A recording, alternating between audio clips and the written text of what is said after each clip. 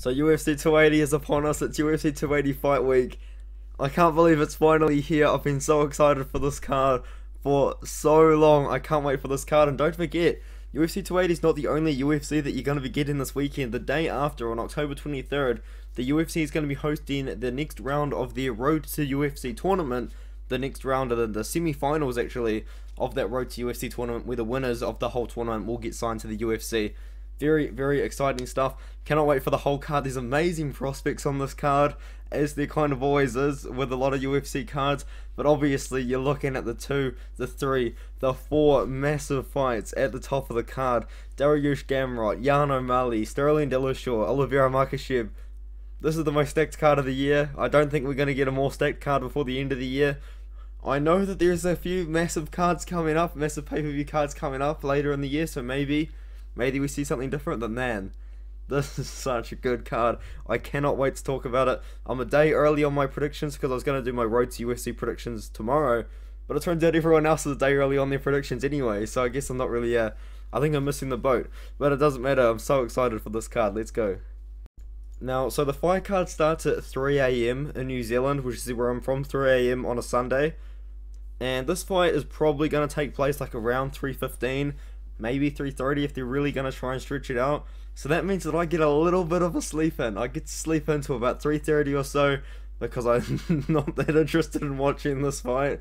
I'm so glad they made it the first fight of the night. I said in my early prediction videos when it was the second fight of the night, man, hopefully I don't have to watch this fight at 3 AM in the morning. I'm not going, so I'm going to sleep through it.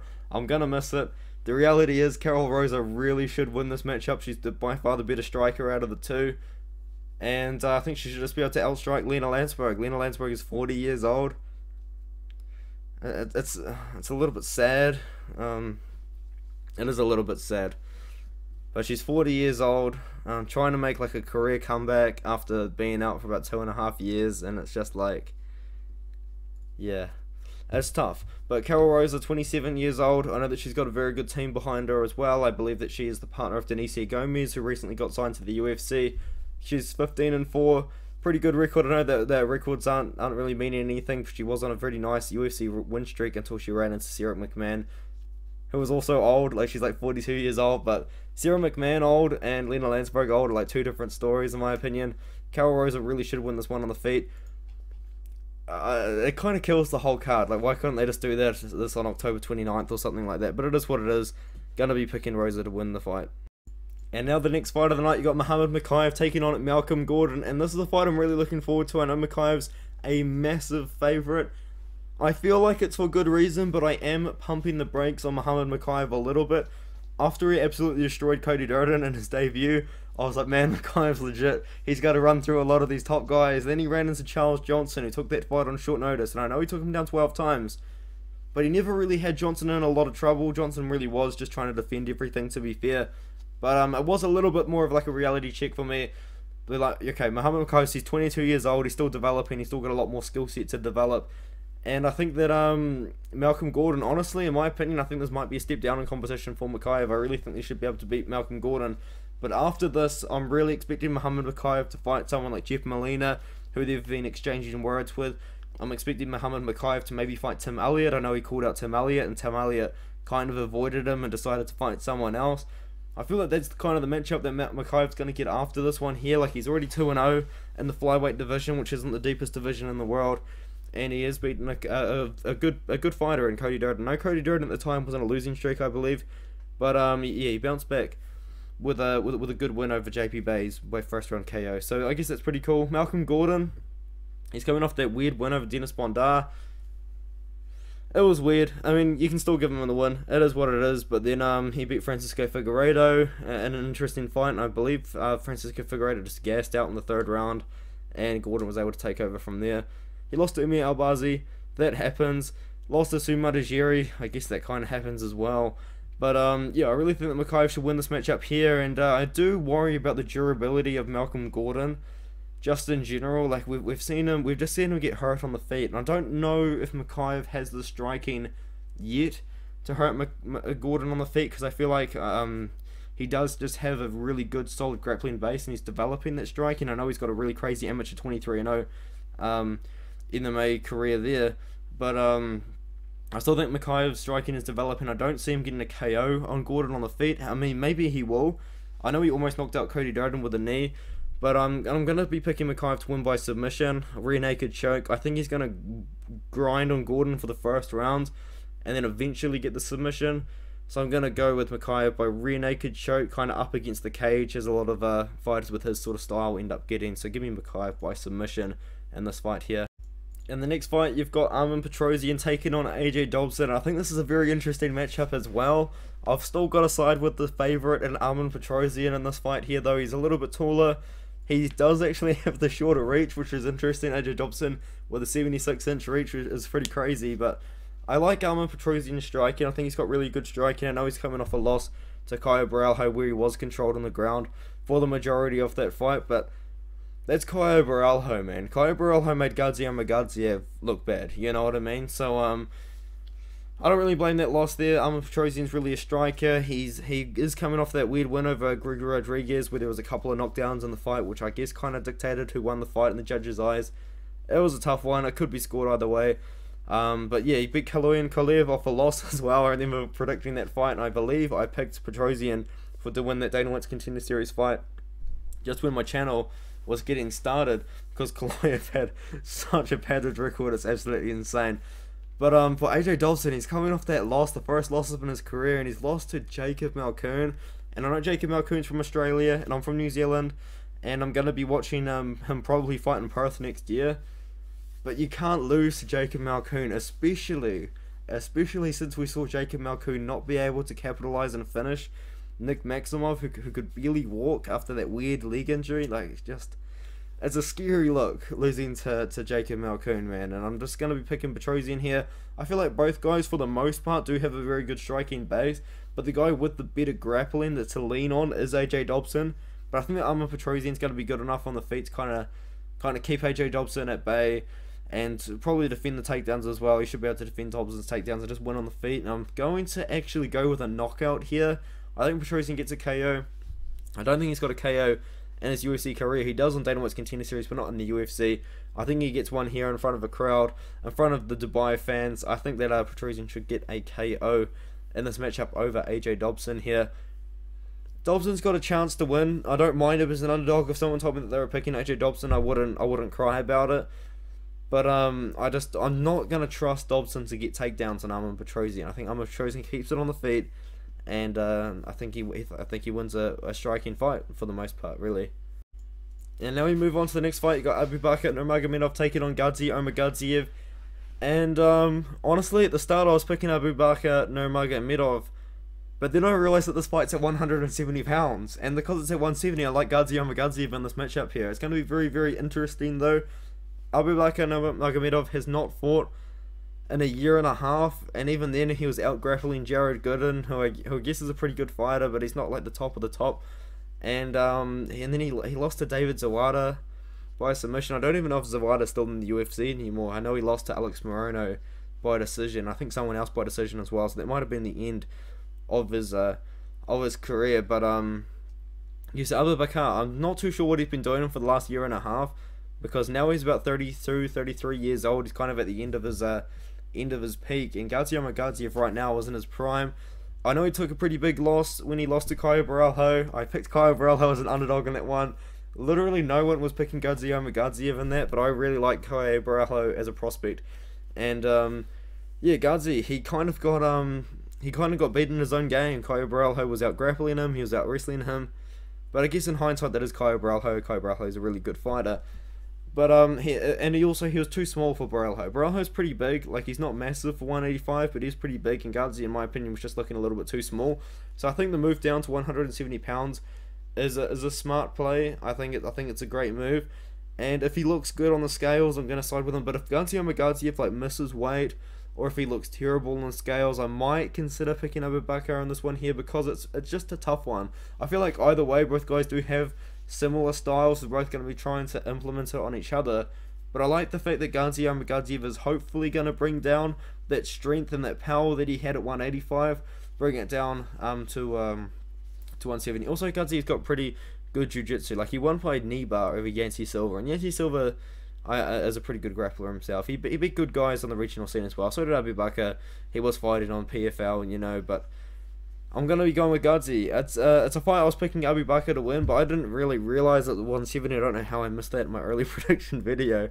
But yeah, I like Godzi in this fight. I'm not confident at him. Like, I'm not going to pretend like I'm confident. But I feel like he should be able to win this one. I think it's going to be a decision win here. I think both guys are going to try and implement a similar game plan. But I think Godzi's just going to be able to last longer. I think he's going to have to beat a cardio out of the two. Oh, it's so weird trusting Godzi over Godzi because I don't like the way he looked against Brallho. But I don't like the way that Nurmagomedov lost to David Zawada either. It's an interesting one. I've got to side with Godzi. It's so tough though. It really is. If there's a fight on this card that I can be wrong about, I want it to be this one. I'm going to be picking Magomed Mustafayev to beat Yamato Nishikawa in this fight. But man, I really want Yamato Nishikawa to win this one. It's so weird. Like, I know that Yamato's taking the fight on short notice, but he's not even 20 years old yet. He's 19 years old. And they're giving him Magomed Mustafayev in his debut. I mean, you look at Raul Rosas Jr., who just got signed to the UFC at 17, might as well be 18. I believe he's turned 18 since. But he's going to be an 18-year-old in the UFC, and they're going to spoon feed. Raul Rosas Jr. You know what I mean? And now you got Yamato Nishikawa, 19 years old, with a 21-3 record behind him.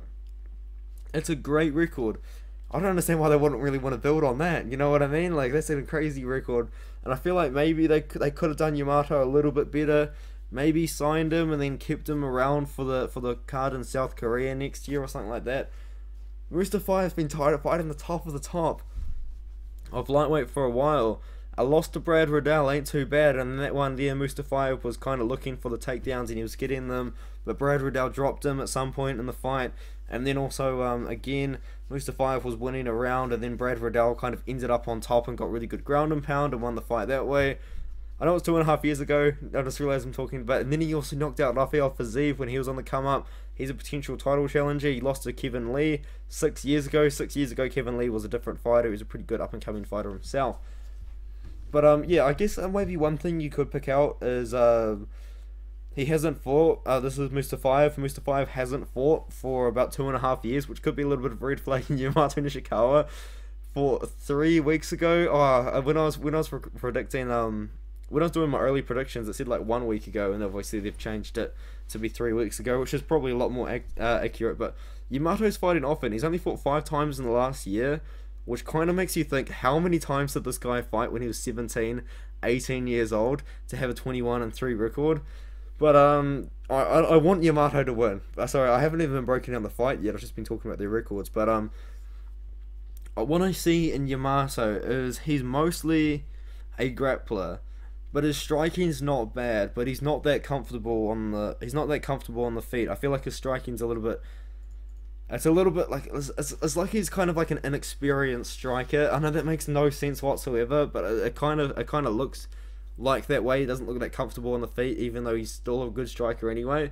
But then Magomed Mustafayev, he's a very good wrestler and he's a very good grappler, and he's got really good striking in his back pocket, and he does throw spinning kicks, and he does throw spinning this and that, and I feel like you might see a lot of spinning kicks for the big Dubai crowd that's gonna be there to watch Mustafayev. But I've got to pick Mustafayev. I hate to say it. Like I hate to say it, and it pains me to say it. I think he's gonna win by ground and pound KO in the first round. I really want Yamato to win. I don't understand. Like, I'm so happy for him that he got signed to the UFC, because he has been on my radar for a while. If you don't know, I do have a pretty good grasp on the regional MMA scene. UFC signed me to be like a scout for you. You know, like, I've got some real good prospects in my head right now that I'm thinking of. But just kidding. I mean, I do though. But Mustafayev, ground and pound KO in the first round. Yeah, I spent a lot of time on that video, so it's just because I'm really hyped for Yamato Nishikawa. I've been watching this guy, not for long, I've only been watching him for a couple of months. Honestly, it was actually after that Choi fight that I noticed who he was, and then obviously I watched that one, but it was against a guy with a losing record, so it is what it is. But yeah, gotta go with Mustafayev. Round 1 KO, ground and pound, in my opinion. Maybe Nishikawa can lock up a sub. I think Nishikawa can win fights in the UFC, but not against Magomed Mustafayev. It's a tough debut. It's so tough. And then you got Zubaira Tukhugov taking on Lucas Almeida. And I'm going with another underdog here. I'm going to be picking Lucas Almeida in this matchup. I like his wildness a lot. I know a lot of people are saying that Zubaira Tukhugov will probably win because he's a lot more technical, and that's true. That's true. But I feel like to beat Zubaira Tukhugov is to be wild. And I think Lucas Almeida is going to bring that into this matchup. Sorry. And I think he should win as well. He's going to be a little bit bigger than Zubaira. He's going to be a lot wilder. He's got really good KO power. In hindsight, his loss to Daniel Zellhuber has looked really, really bad. Since Daniel Zellhuber just had like one of the weirdest performances I've ever seen in the UFC. I can't remember who he fought. Trey Ogden. Trey Ogden beat him, which is just terrible. But yeah, Zubaira Tukhugov. I feel like to beat Zubaira Tukhugov, you've got to be a little bit wild. You know, he lost to Hakeem Dawodu, who I guess is a really technical striker, a pretty bad example. But that was for the most part a stand-up fight. That's kind of what Hakeem brings to the game. Renato Moicano as well. He's pretty wild as well, and that was 6 years ago, you know? Like, he's fought 5 times in the last 6 years. And Lucas Almeida, I guess, to make me look stupid, has only fought 5 times in the last 4 years, so he hasn't been active either. But I like what Lucas Almeida is bringing to the game here. I like his wildness, I like his striking, I like his power. And I like how crazy he goes in the first round. You watch that Lucas Almeida versus Daniel Zellhuber first round. It's actually kind of amazing that Daniel Zellhuber didn't get finished in the first round, because Lucas Almeida was all over him, and then he kind of slowed down a little bit towards the end, which you kind of didn't really see against Mike Trizano here. And I guess both guys maybe do slow down towards the end of the fight, but Zubaira Tukhugov, in my opinion, his cardio is not the best. And I like Lucas Almeida to be live in the 3rd round. I know there was a little bit of controversy around the KO over Mike Trizano, but he KO'd him in the 3rd round.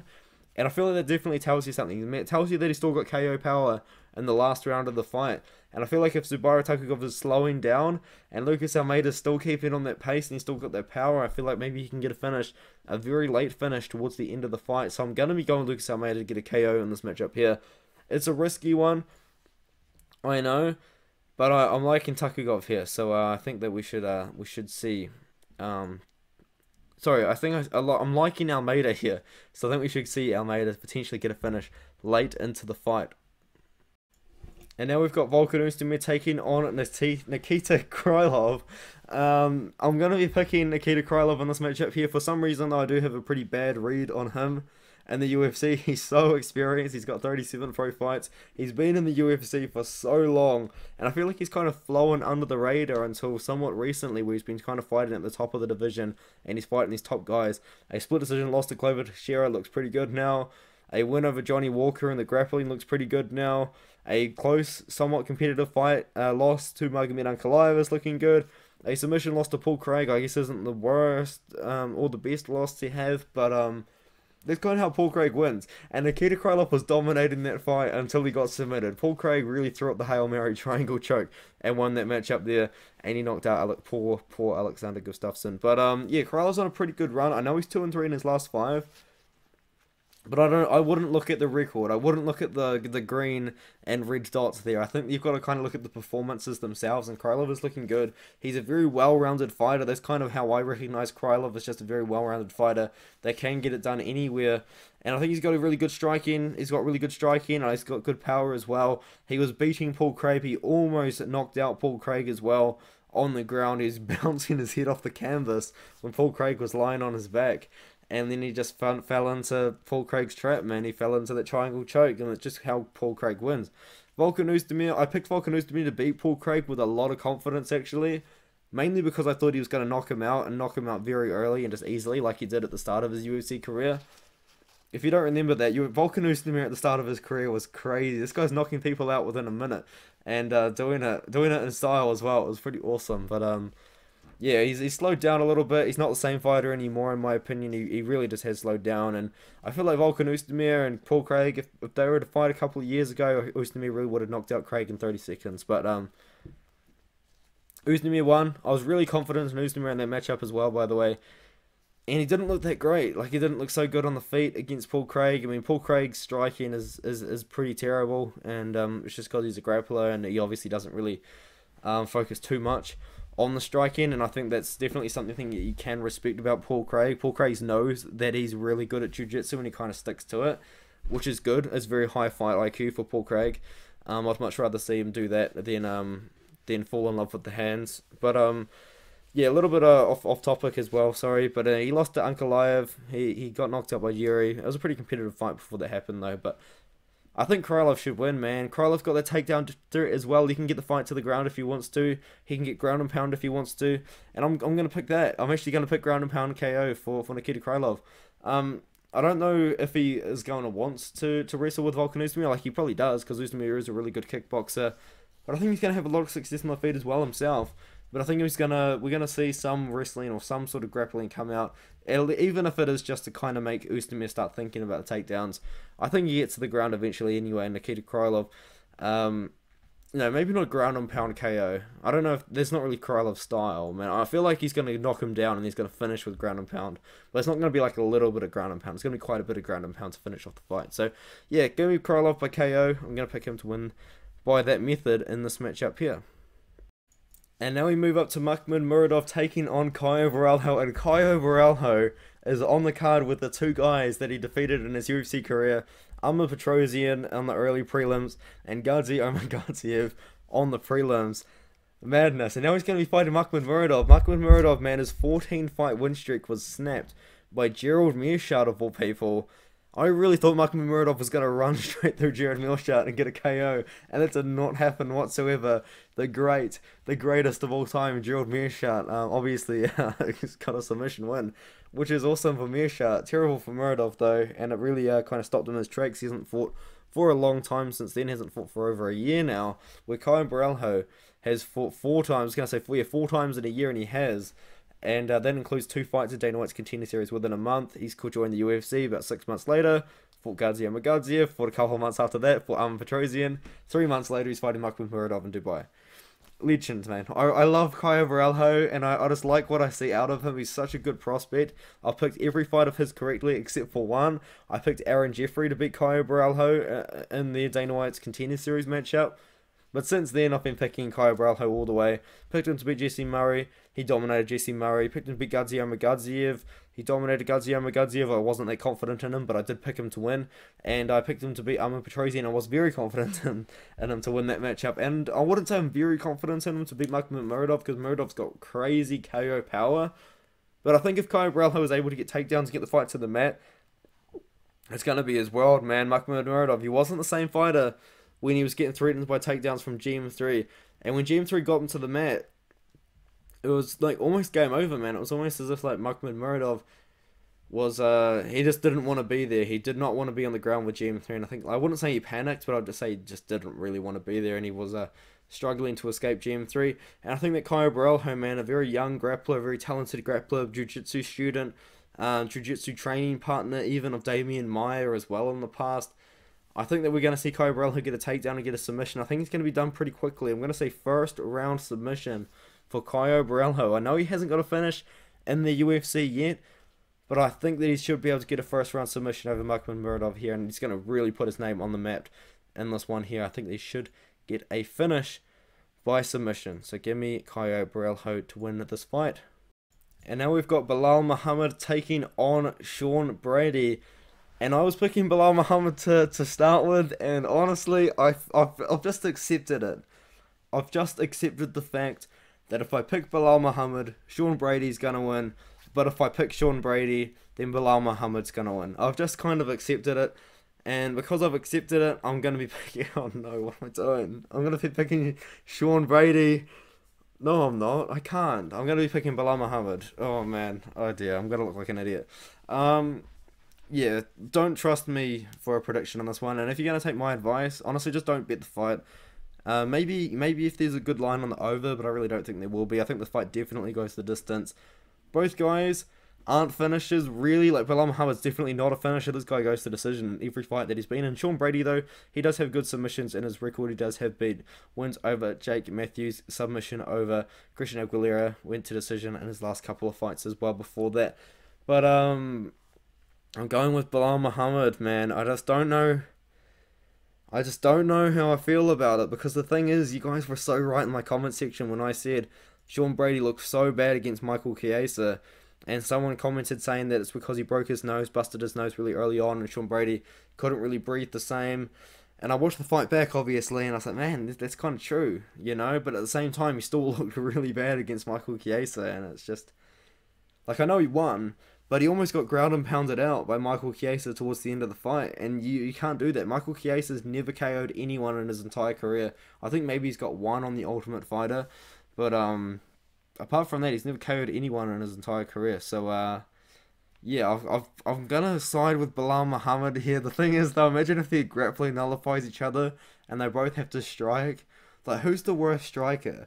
I mean, Belal Muhammad's striking isn't great. I'm seeing some people really overrate his striking. In my opinion, I think Belal Muhammad's not the best striker in the world.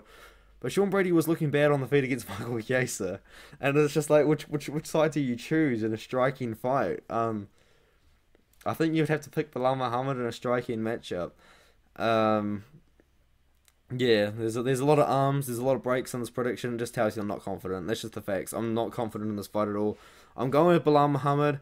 I don't think it's going to be a very exciting fight either way. They just don't have exciting styles, but I think it's definitely a fight you can still look forward to, and just be really look forward to. But I think when it happens, I think it will be somewhat boring. They're both grapplers, and I feel like, yeah, they're both not, like, they don't have a super fan friendly style. Like, these guys aren't Nate the Train, you know what I mean? But they're elite fighters, they really are. But I think I'm still gonna go with Belal Muhammad. Oh, dude, what a what a fight! What a hard fight to predict. That, as I said, I've just accepted the fact that no matter who I pick, I'm gonna be wrong. So I'm gonna pick Belal, and then maybe if Sean Brady wins, then he's 16-0, which is pretty awesome. I'm gonna be picking Belal Muhammad though. Okay, so this is my second time recording this part of the video, and it's because I was picking Katlyn Chookagian, and then mid-recorded I decided, you know what, now I'm going to be picking Manat Fiorot, because I kind of got round to my points of why I'm picking Katlyn Chookagian, and how I think that the fight plays out, and I couldn't really come up with reasons why I thought that Chookagian was going to win, so I'm actually flipping my pick to Manat Fiorot here. Now, I was picking Katlyn Chookagian because I really like her experience over more elite competition. I think that's a very fair point to make. Katlyn Chookagian's been the #1 contender for how long now? I know that she did get knocked out, or TKO'd in the first minute, I believe, actually, by Jessica Andrade. But then she beat Silk Calvillo only like a month after that, which you can respect. Beat Viviane Arroyo, beat Maya, and she also beat Amanda Ribas by split decision. But she's winning these fights by very close decision, and she's not getting any younger either. She's almost 34 years old, which is getting up there in age for a women's fighter in their prime. I guess you could say the same against Manat Fiorot as well. It just kind of seems to be the trend that a lot of female fighters tend to retire earlier than the males. I'm not too sure if that's a fact or not. This is kind of a trend that I've been seeing. I feel like Fiorot, I mean, if she's going to get a title shot, it's going to be now. How I see the women's flyweight title picture playing out, I think if Fiorot wins this fight, she gets the title shot.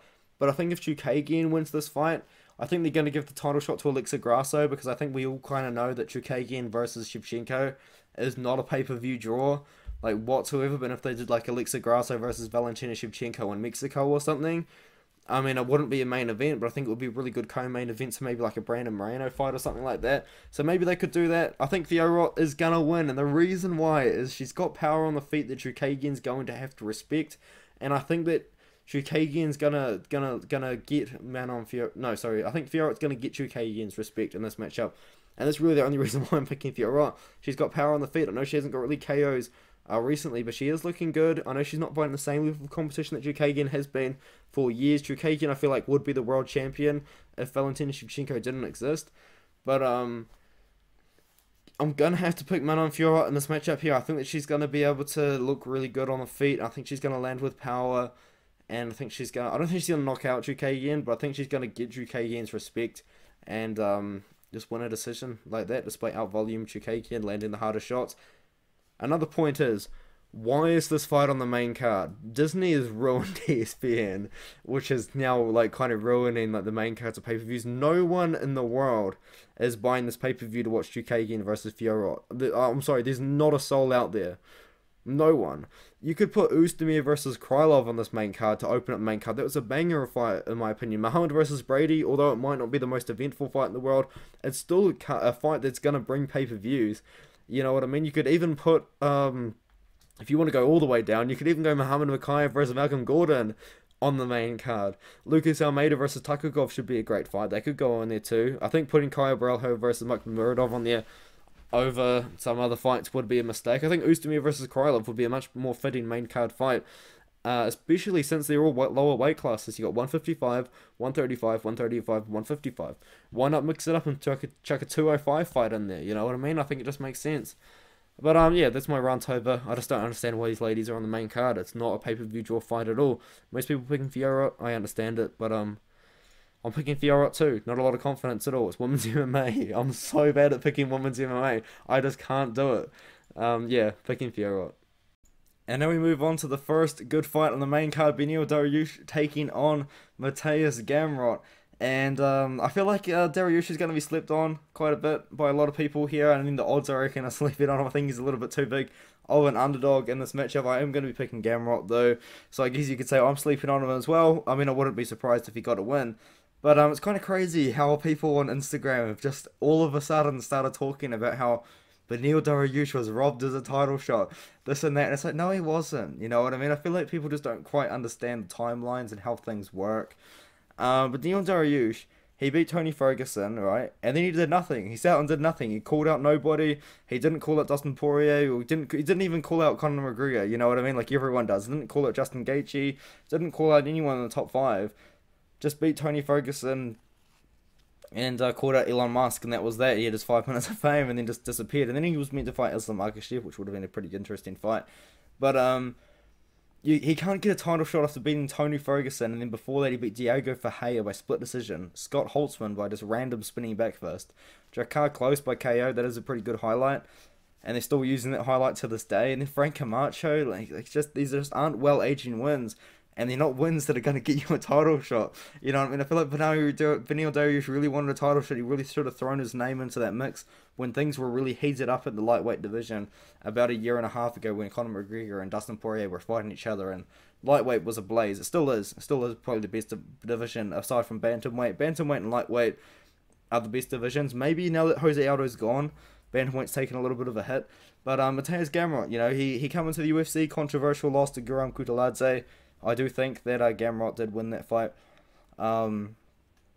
after watching it. But then I think he lost to Arman Tsarukyan, you know. And I watched that fight, and honestly, you actually can argue 4 rounds to Arman Tsarukyan. It's kind of interesting how the decision played out. There's 3 pretty clear rounds, in my opinion, that Arman won. And one of them he got a knockdown in, which yeah, he just should have got the round. He got a knockdown. But yeah, anyway, he beat Diego Ferreira. I mean, I was saying in my video that he was losing to Diego Ferreira. I rewatched the fight. He was not losing to Diego Ferreira, but he wasn't looking great against Diego Ferreira. And then he got that random knee out of nowhere. He dominated Jeremy Stephens very quickly.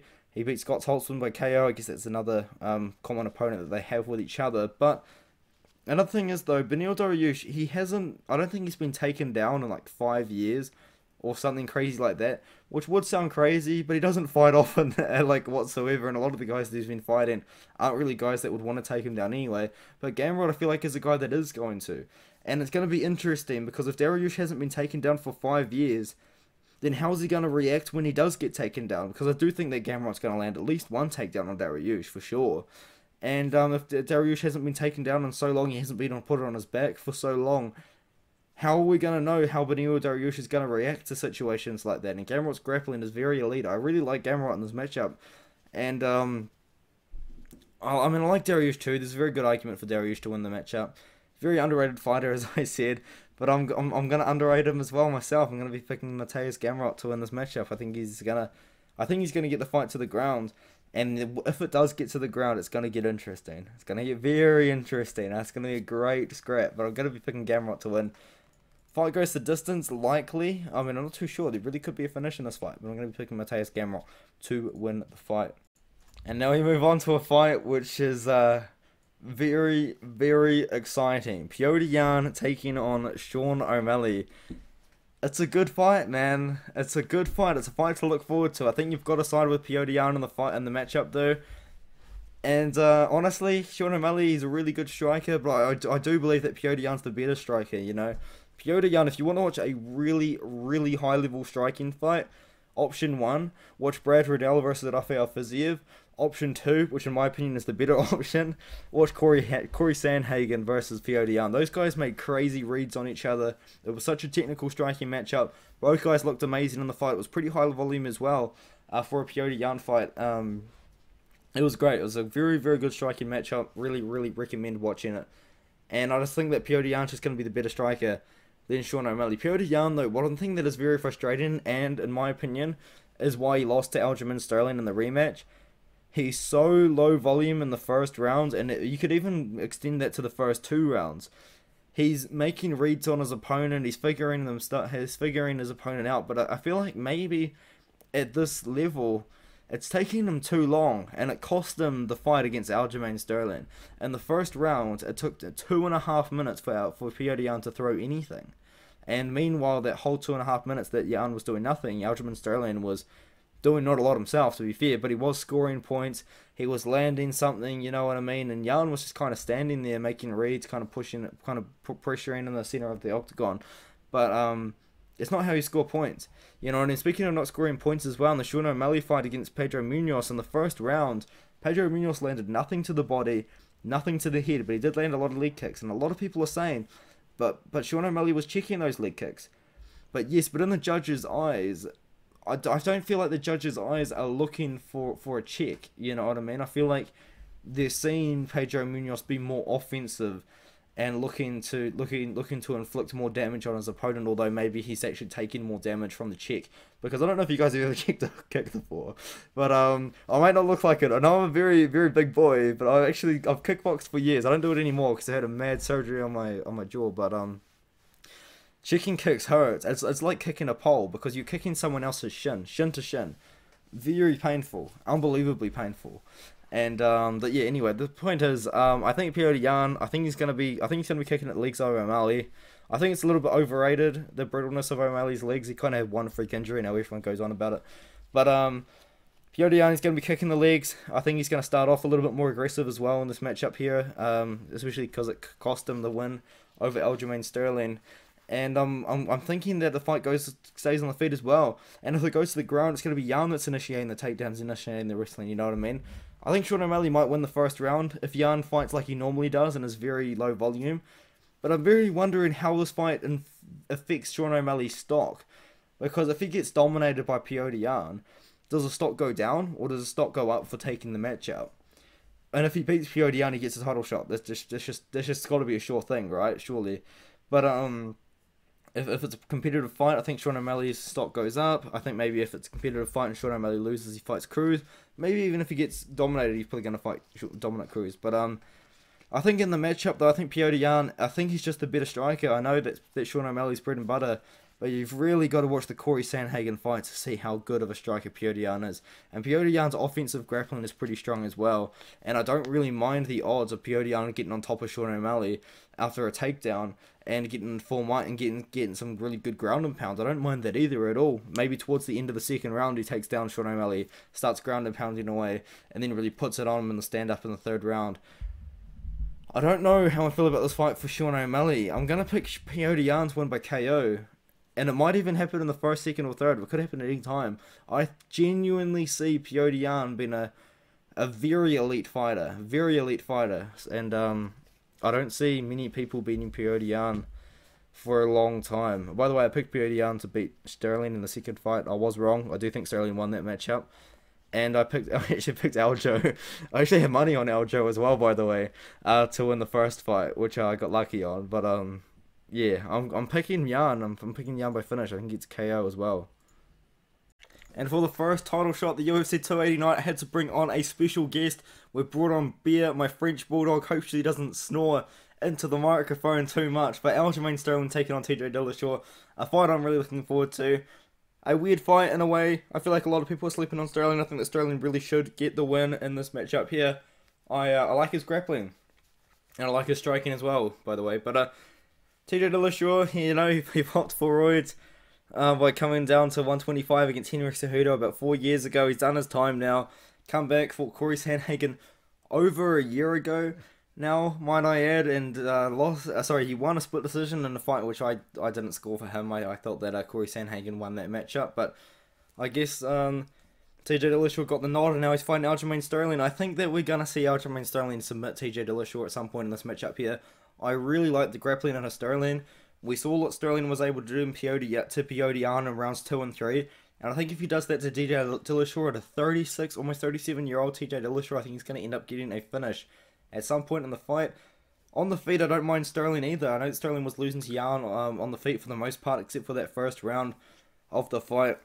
And Dillashaw was looking pretty good against Sandhagen, but he was really kind of clinching rounds by getting takedowns and using his wrestling, which I think you can try and use against Aljamain Sterling here, but I really do like the grappling if the fight gets to them, and I think it's going to get very interesting, and we're going to see what Aljamain Sterling is able to do against someone like TJ Dillashaw. You know, TJ Dillashaw, in my opinion, you know, he's 37 years old. Like, he's looking good, but he's 37. We've got to consider that. We don't have a prime TJ Dillashaw anymore.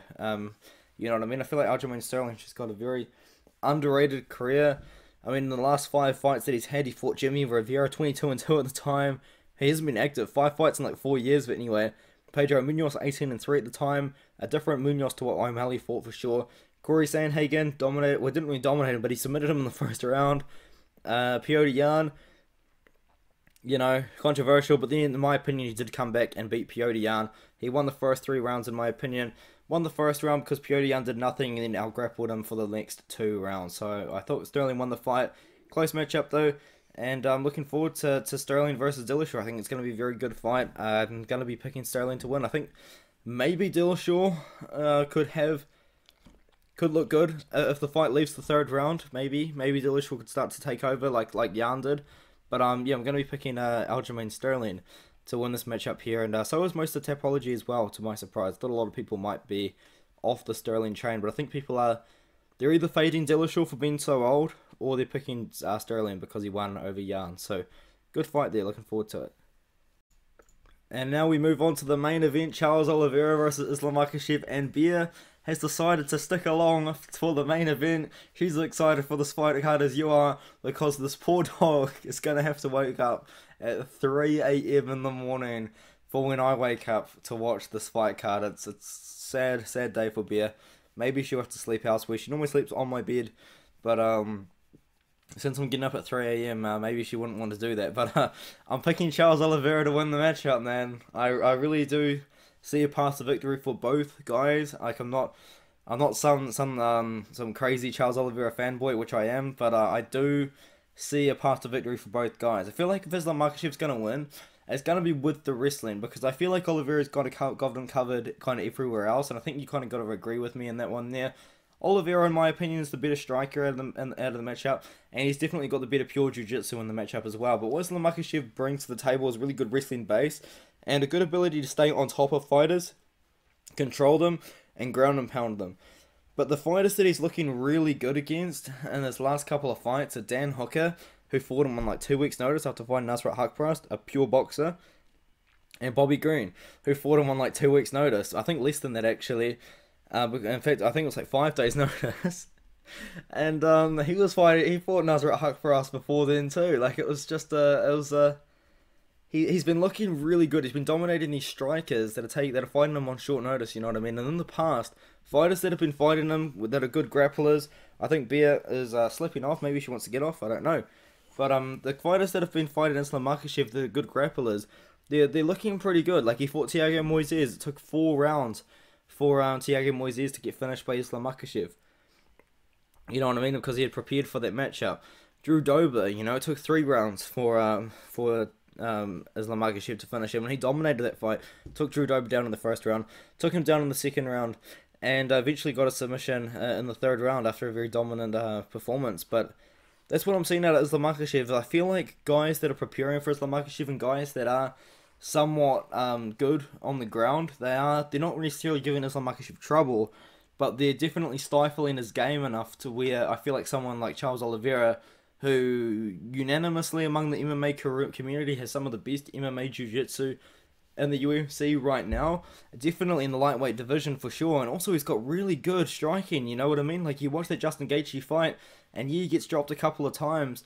In my opinion, though, the second time that Charles Oliveira got dropped, and it was a very delayed knockdown, I think Charles Oliveira got hit, and then he just fell back, like, on purpose to maybe see if Gaethje was going to follow him, because I don't think he was that hurt, but Oliveira was getting dropped, he was getting hurt, and one thing that I really don't like about the Gaethje fight for Oliveira either is that he got cut so early into the fight.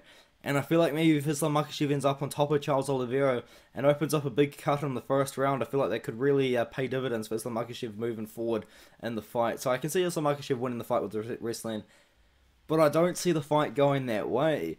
I feel like Charles Oliveira's got this one. I feel like his pressure on the feet is going to be too much. I know Islam Makhachev's a pressure fighter as well, so it'll be interesting to see who pressures who. And I think whoever gets the respect on the feet to start the fight is going to be the one that's potentially dictating who pressures who.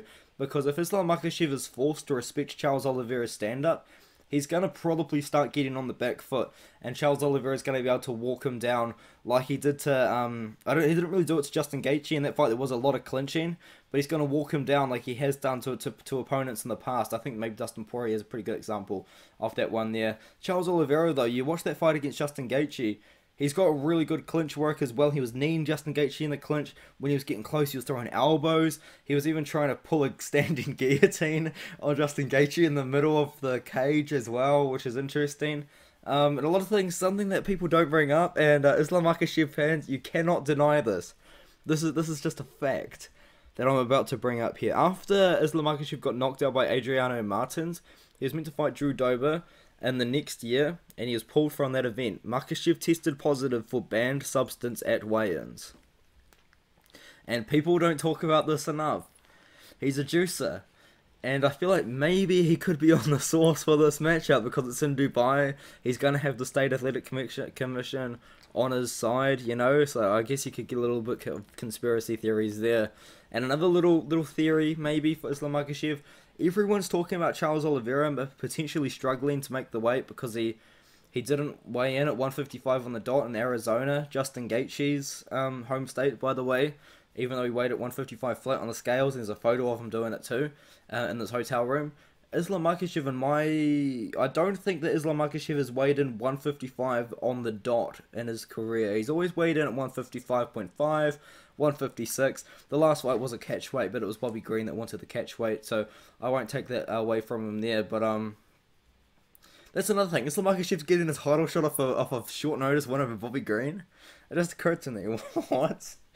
Oh my goodness. Anyway, yeah, Charles Oliveira. I think he's fought the better competition, and that's the thing. I feel like you've got to look. You can look at Islam Makhachev's dominant performances over Bobby Green and Dan Hooker all you want, because he did dominate those fights. He really did. But you've got to look at the fight against Thiago Moises, where Thiago Moises even took Islam Makhachev down, and it took 4 rounds for Islam Makhachev to get a finish in that one there. You've got to look at the fight against Drew Dober, although dominant, Drew Dober was able to survive in his guard for 3 rounds, you know what I mean? Like, he's dominating these guys that aren't preparing for him, but the fighters that are preparing for him are looking good, and I know for a fact that Charles Oliveira is going to be prepared for this matchup, you know what I mean? And another thing is, I think that Islam Makhachev might be overlooking Charles Oliveira in this matchup too. Islam Makhachev and his team, his delusional team with Khabib and Ali Abdelaziz, are saying, Charles Oliveira is scared to fight me. So Charles Oliveira, what does he do? He signs the paperwork. He signs to fight Islam Makhachev. Charles Oliveira won't fight me in Dubai. Charles Oliveira signs the paperwork. They're fighting in Dubai. You know what I mean? Like, Charles Oliveira's not scared of this dude. And I feel like after Charles Oliveira wins this one, if he does win this one, Oliveira deserves a fight in Brazil, man. I feel like maybe if he takes no damage, we could see him at UFC 283. I think maybe the UFC's holding on to some hope that potentially that happens. Oliveira versus Gamrot, UFC 283, could be a pretty awesome matchup. But I think maybe if Islam Makhachev wins, though, it could be pretty bad for the UFC. Because if you look at Khabib Nurmagomedov's run, he defended his belt 3 times, I think, in 3 different years. He fought once a year, holding up the entire division. And you've really got to hope Islam Makhachev doesn't do the same thing. He's been pretty active, which you can respect. He's fought 5 times in 3 years. Okay, that's a bad instance. But he's fought 4 times, sorry, in the year and a half. That's kind of what is inferring as an activity. But hopefully he doesn't do what Khabib does if he wins the title and fight once a year, holding up the entire division and kind of giving this false illusion that people don't want to fight him. Because if people didn't want to fight Islam Makhachev, Dan Hooker wouldn't have fought him on short notice. Bobby Green wouldn't have fought him on short notice. RDA wouldn't have called him out, and then Islam Makhachev wouldn't have ducked at him. You know what I mean? Like, it's a weird fight. I'm picking Charles Oliveira to win. I'm pretty confident in it too, by the way. I just like the fact that we've seen Oliveira fight so much higher levels of competition here, and look pretty good against him. You know, like he looked really good against Dustin Poirier. He didn't look amazing against Michael Chandler, but he got the finish in the second round, which is always pretty good. And he looked great against Justin Gaethje. I feel like Charles Oliveira is just a very underrated fighter and underestimated in this matchup. I know it's a nightmare matchup for Oliveira, but at the same time, it's also a nightmare matchup for Islam Makhachev because he's fighting a better striker and he's fighting a better grappler as well.